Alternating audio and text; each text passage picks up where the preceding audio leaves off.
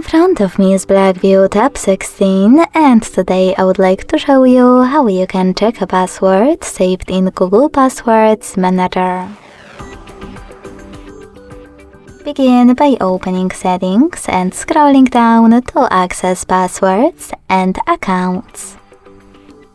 Following that, just click on Google under Passwords and tap on one of your added ones that you wish to check.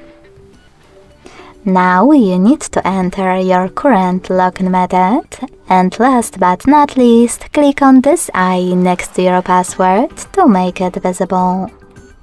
Thanks so much for watching. If you enjoyed this video, leave a like, comment and subscribe. Bye!